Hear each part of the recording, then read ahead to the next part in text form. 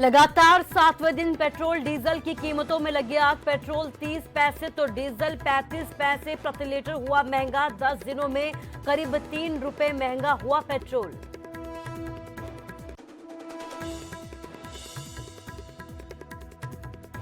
इलाहाबाद उपचुनाव में स्टार प्रचारक कांग्रेस का करेंगे बेड़ा पार। 20 स्टार प्रचारकों की लिस्ट जारी। विवेक बंसल, हुड्डा, सुरजेवाला, किरण चौधरी और सैलजा समेत कई दिग्गज करेंगे प्रचार।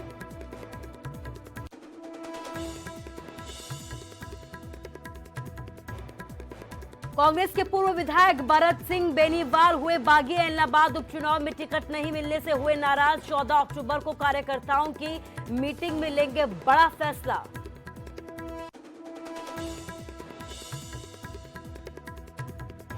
इलाहाबाद उपचुनावों को लेकर किसानों ने फिर भरी हुंकार। किसान नेता गुरनाम सिंह चढ़ूनी बोले, बीजेपी जेजेपी का करेंगे विरोध। लोगों से की वोट नहीं देने की अपील।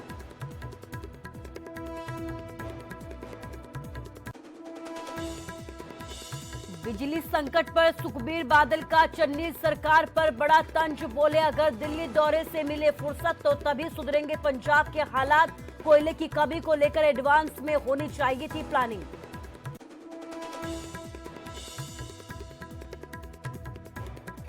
केंद्र सरकार ने बिजली संकट की खबरों को किया खारिज। केंद्रीय ऊर्जा मंत्री आरके सिंह बोले, देश में नहीं है कोयले की कमी, बेवजह मामले को दिया जा रहा है तूल।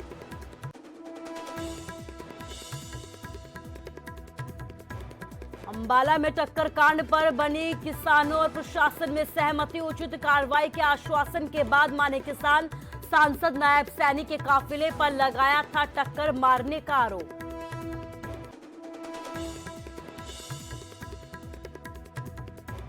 और आईपीएल में एक बार फिर से धोनी ने मनवाया काबिलियत का लोहा। फाइनल में पहुंचे चेन्नई सुपर किंग्स।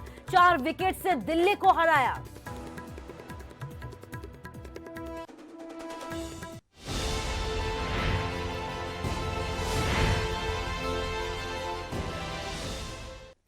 नमस्कार, स्वागत है आपका न्यूज 18 पंजाब हरियाणा हिमाचल में। मैं हूं आपके साथ कुसुम रावत। बुलेटिन का आगाज आज एक बार फिर से पेट्रोल डीजल की कीमतों के साथ करेंगे। लगातार 7वें दिन पेट्रोल और डीजल की कीमतों में आग लग गई है। पेट्रोल 30 पैसे तो डीजल 35 पैसे प्रति लीटर महंगा हो गया है। पिछले 10 दिनों की अगर बात की जाए तो पिछले 10 दिनों में 2 रुपए 80 पैसे का इजाफा हुआ है कीमतों में। इस महीने 3 रुपए 30 पैसे महंगा हुआ है डीजल। चंडीगढ़ में भी 100 रुपए के पार पेट्रोल की कीमतें पहुंच चुकी है।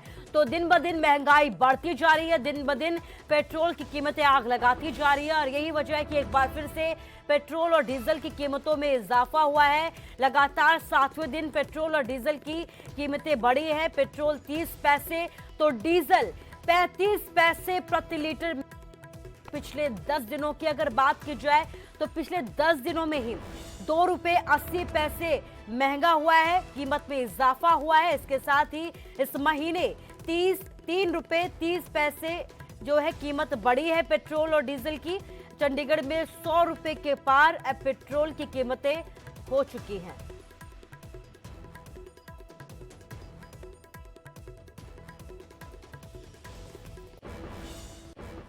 और इलाहाबाद विधानसभा उपचुनाव को लेकर सियासी रणनीति लगातार तैयार की जा रही है। इस बीच कांग्रेस के 20 स्टार प्रचारकों की लिस्ट जारी हो गई है। विवेक बंसल, सैलजा, हुड्डा जो है वो स्टार प्रचारक यहां पर होंगे। सुरजेवाला, दीपेंद्र सिंह हुड्डा, कुलदीप बिश्नोई भी यहां पर होंगे। इसके साथ ही किरण चौधरी, कैप्टन अजय यादव भी स्टार प्रचारकों की लिस्ट में शामिल हैं। तो इलाहाबाद विधानसभा के उपचुनावों को लेकर हलचल तेज हो गई। इस बीच कांग्रेस ने अपने स्टार प्रचारकों की लिस्ट जारी कर दी है, जिसमें 20 स्टार प्रचारक इलाहाबाद उपचुनावों के लिए हुंकार भरेंगे, प्रचार करेंगे। जिसमें किरण चौधरी का नाम है, कैप्टन अजय यादव का नाम है, हुड्डा का नाम है, रणदीप सुरजेवाला का नाम है। तो इसके साथ ही आपने देखा कि कितने नाम सामने आ रहे हैं। लगातार इलाहाबाद विधानसभा उपचुनावों को लेकर यहां पर सियासी रणनीति तैयार की जा रही है, हलचल देखी जा रही है। इस बीच कांग्रेस के 20 स्टार प्रचारकों की लिस्ट जारी हो गई है, जिसमें विवेक बंसल का नाम है, सैलजा का नाम है, भूपेंद्र सिंह हुड्डा का नाम है, सुरजेवाला का नाम है, दीपेंद्र हुड्डा का नाम है, कुलदीप बिश्नोई का नाम है।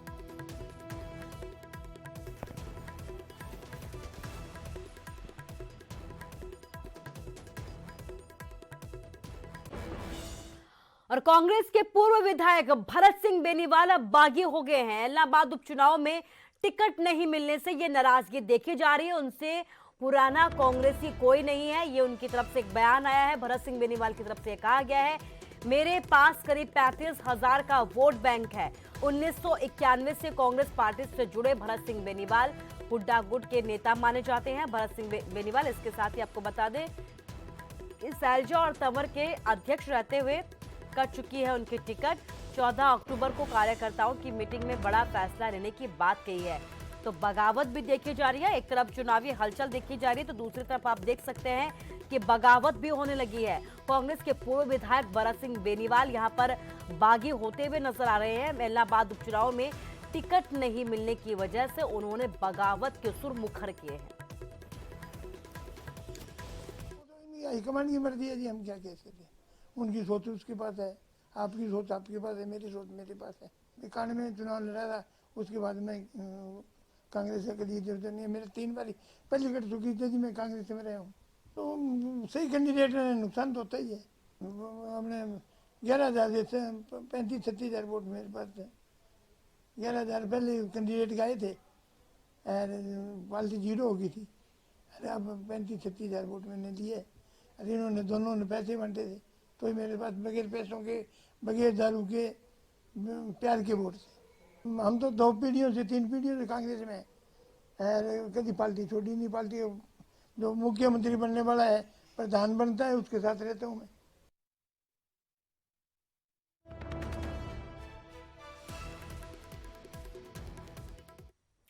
और इधर सिरसा में किसान नेता गुरनाम सिंह चौडूनी का बयान सामने आया। इलाहाबाद उपचुनावों को लेकर चौडूनी का बयान सामने आया, जिसमें उन्होंने बीजेपी जेजेपी का विरोध करने की बात कही है। चौडूनी ने लोगों से बीजेपी और जेजेपी को वोट नहीं देने की भी अपील की है।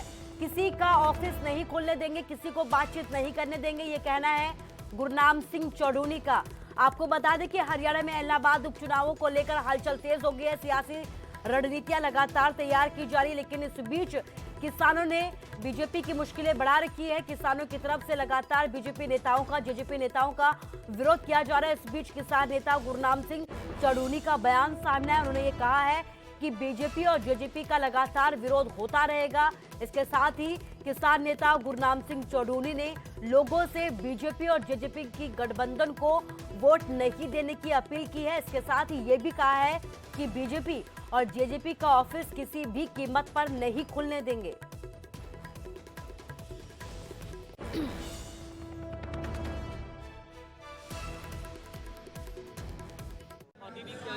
देखिए, बीजेपी और जेजेपी का तो हम विरोध करेंगे, लेकिन वोट ना देने का अनुरोध करेंगे। ये मेरे को भी ज़्यादा अच्छा नहीं लगता कि किसी का दफ्तर ही ना खुलने देना, किसी को धक्के मारना। ये इससे क्या होगा, इससे कुछ गलत मैसेज ना हमारा चला जाए।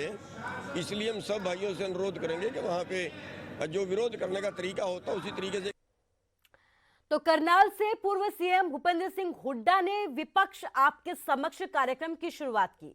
हुड्डा ने कहा कि 6 महीने बाद फिर से सरकार के खिलाफ अविश्वास प्रस्ताव लाया जाएगा, लेकिन कार्यक्रम में कांग्रेस के करनाल जिले के एकमात्र विधायक शमशेर सिंह गोगी ही नहीं पहुंचे।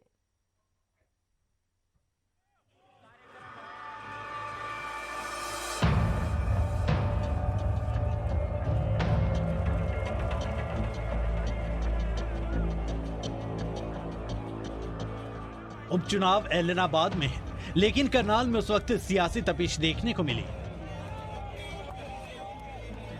जब विपक्ष के समक्ष कार्यक्रम के जरिए हुड्डा ने हुंकार भरी। मंच से पूर्व मुख्यमंत्री ने सीएम मनोहर लाल के लठ वाले बयान पर भी जमकर प्रहार किया। लठ का तो भाई दर्द 2 दिन में ठीक हो जाएगा, 3 दिन में हो जाएगा। वोट की चोट 5 साल लगे, तो ये चुनाव है ना, इनको 5 साल की चोट मारो कम से कम। तो भाई ये बात मैं पूछ रहा हूँ, तुम्हारे को ये मंजूर हो तो मैं पूरे हरियाणा में संघर्ष करना चाहूँगा।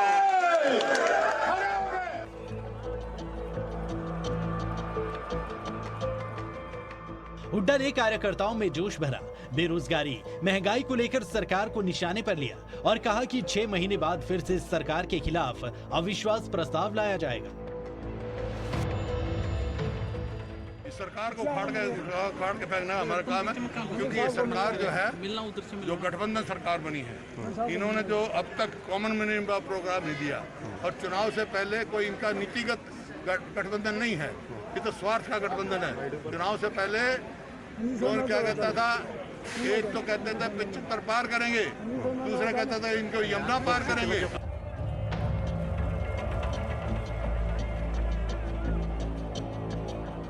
करनाल में भीड़ जुटाकर हुड्डा ने हाईकमान को ये संदेश देने की कोशिश भी की।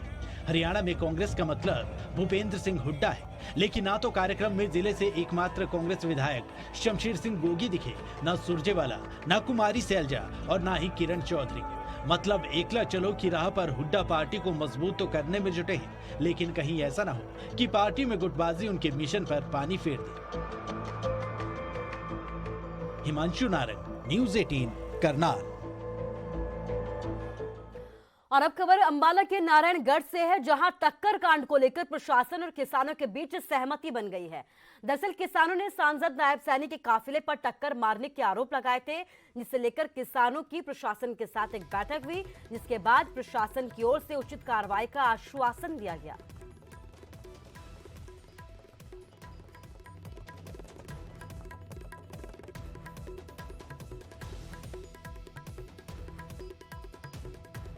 एक दिन में ये भी रिकॉर्ड है सरकार का, आज तक एक दिन में 3 केस नहीं होते और मेरे को 3 केस में अनुभव करा। मैं अपनी कहा भी मेरी नहीं परवाह कोई, जितने मर्जी हो। डीएसपी साहब को अंदर मेरे साथ है, जो उनके सामने ये कहा भी एक तो जिसको चोट लगी उसको भी केस, और तीनों केसों में वो एक ही में ला लो कहीं हो जाता। और एक जसविंद्र लड़का दूसरा, आज तक उन्होंने कभी झंडा नहीं उठाया, उसको भी अंदर कह केस है। तो इसलिए उन्होंने भी मान लिया। बाकी हमने तो कहा भी प्रेशर से काम हो गया, कोई दिक्कत नहीं, आप पे प्रेशर हो सकता है, हमारे पर तो प्रेशर। तो कोयले पर मचे सियासी बवाल के बीच केंद्र सरकार ये मानने को तैयार ही नहीं है कि देश में कोयले का कोई संकट है। केंद्र सरकार ने यह साफ किया है कि देश में कोयले का पर्याप्त स्टॉक है, लेकिन सवाल यह है कि फिर आखिर ये सियासी बवाल हो ही क्यों रहा है।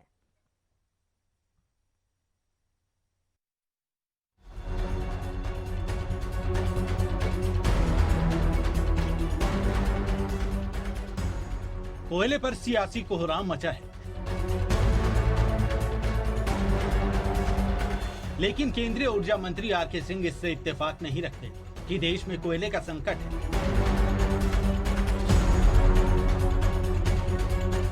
आरके सिंह के मुताबिक ना तो कभी संकट था, ना आगे होगा।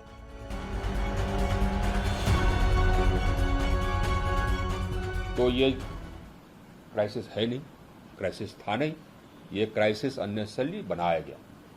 टाटा पावर ने एक मैसेज भेज दिया लोगों को, एसएमएस भेज दिया कि साहब हमको हो सकता है लोड शेडिंग करना पड़े। हमने तो देखा नहीं, लेकिन हमारे पदाधिकारियों ने बताया, तो हमने उसको सीईओ को चेतावनी दे दी है। हमने कहा कि अगली बार से इस प्रकार का वो निर्मूल एसएमएस भेजेगा, जिससे कि लोगों में पैनिक होगा, तो उस पर कार्रवाई हम करेंगे। दरअसल बिजली संकट की आशंका को देखते हुए पंजाब, दिल्ली समेत कई गैर बीजेपी शासित राज्यों के सीएम ने पीएम को पत्र लिखकर दखल देने की मांग की है। पंजाब में तो कोयले की कमी के चलते थर्मल प्लांट बंद होने की कगार पर है।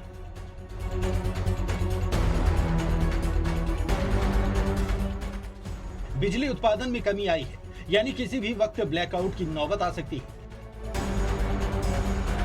लेकिन केंद्रीय मंत्री आरके सिंह राज्य सरकारों को ये भरोसा दे रहे हैं कि उन्हें कोयले की चिंता करने की जरूरत नहीं है। कोयले का हमको प्रतिदिन मॉनिटर करना पड़ता है, वो प्रतिदिन मॉनिटर हमारे पदाधिकारी कर रहे हैं, सेक्रेटरी, एडिशनल सेक्रेटरी यही है, प्रतिदिन मॉनिटर कर रहे हैं। आज के दिन में करीब 4 दिन से ज्यादा का हमारे पास एवरेज स्टॉक है। अब प्रतिदिन हमारे पास स्टॉक आता है, जैसे खपत होता है वैसे स्टॉक आता है। वहीं केंद्रीय ऊर्जा मंत्री आरके सिंह के बयान पर अब मनीष सिसोदिया ने कहा कि संकट पर केंद्र सरकार आंख बंद कर लेती है। हम सब ने देखा कि ऑक्सीजन की क्राइसिस की वजह से पूरे देश में कितना हाहाकार मचा, कितनी मौतें हुई, हजारों लोगों को जान गंवानी पड़ी सिर्फ इसलिए क्योंकि केंद्र सरकार ठीक समय पर आंख बंद करके बैठी रही, मुंह फेर के बैठी रही और उसने कोई जिम्मेदारी नहीं ली कि पूरे देश में ऑक्सीजन क्राइसिस को हल किया जाए। आज फिर से वही सिचुएशन आन बढ़ी है।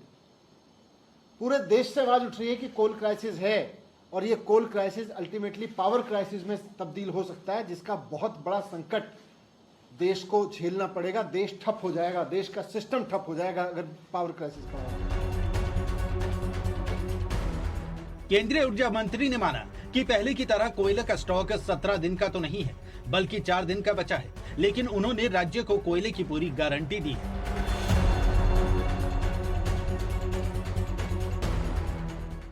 Bureau report, news 18 Haryana. और अब बात हिमाचल की करते हैं। हिमाचल में हो रहे उपचुनावों में सबकी नजर मंडी पर टिकी है, जहां बीजेपी और कांग्रेस ने एड़ी चोटी का जोर लगा दिया है। चुनाव प्रचार अभी चरम पर तो नहीं पहुंचा है, लेकिन दावों का दौर अभी से शुरू हो चुका है।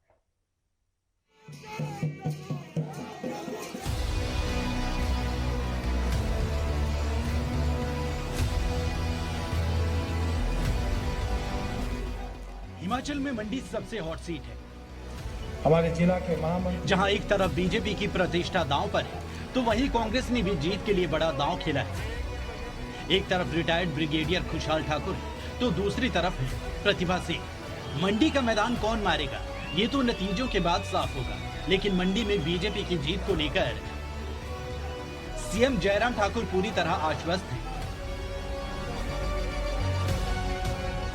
और ये उपचुनाव आ रहे हैं और मैं इस बात को कह रहा हूं कि निश्चित रूप से उपचुनाव मंडी लोकसभा का भी जीतेंगे और उसके बाद 3 विधानसभा के उपचुनाव जो है उनमें भी भारतीय जनता पार्टी की विजय निश्चित रूप से होगी। मुख्यमंत्री दावा कर रहे हैं कि मंडी ही नहीं बल्कि हिमाचल की सभी सीटों पर बीजेपी जीत दर्ज करेगी। बेशक कांग्रेस के लिए उपचुनाव अस्तित्व की लड़ाई है, लेकिन पार्टी को उम्मीद है कि इस बार मंडी की जनता उनका ही साथ देगी। एक व्यक्तिगत रूप से इस चुनाव को देखने की आवश्यकता नहीं है। ये चुनाव कांग्रेस पार्टी का है और कांग्रेस पार्टी से बड़ी बात ये चुनाव हिमाचल प्रदेश की जनता का है।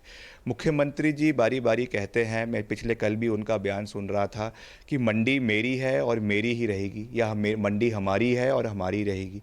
तो उनको मैं कहना चाहता हूँ, माननीय मुख्यमंत्री साहब, ये मंडी ना जयराम जी की है, ना ये वीरभद्र सिंह जी की थी, ना ये प्रतिभा सिंह जी की है। ये मंडी मंडियाली की है और मंडी के लोगों की है। मंडी उपचुनाव के लिए बीजेपी और कांग्रेस ने पूरा जोर लगा दिया है। खुद सीएम जयराम ठाकुर ताबड़तोड़ जनसभा कर रहे हैं। चुनाव प्रचार तो अभी शुरू हुआ है, दिग्गज नेताओं का हिमाचल दौरा अभी बाकी है। मंडी से वीरेंद्र भारद्वाज के साथ किन्नौर से अरुण नेगी, न्यूज़ 18।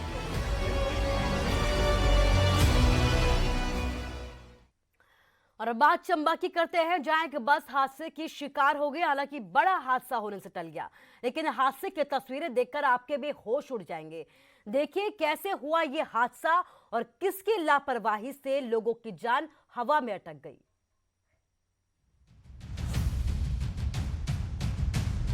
हिमाचल हादसों का प्रदेश बनता जा रहा है। ऐसा लगता है कि बस में सफर किसी खतरे से खाली नहीं। तस्वीरें तो यही बयां कर रही है। देखिए मौत के मुहाने पर खड़ी बस को। सड़क से लुढ़की बस एक घर के सहारे अटक गई। अंदाजा लगाइए कि यात्रियों की क्या हालत हुई होगी। हादसा चंबा के भरमौर रोड पर सरेई के पास हुआ, जहां अनियंत्रित होकर एक प्राइवेट बस सड़क से करीब 30 मीटर नीचे जा गिरी। बस में करीब 35 लोग सवार थे। वो तो शुक्र है कि घर की छत के सहारे बस अटक गई, नहीं तो बड़ा हादसा हो सकता था। बस का एक दुर्घटना हुई। बस नीचे थोड़ा 20-30 मीटर नीचे एक जो है खाई जैसे में गिरी है, लेकिन भगवान की दया से जो है ज़्यादा बड़ी अनहोनी होते बच गई है। अभी कुछ लोग जो है छोटी चोटें आई हैं।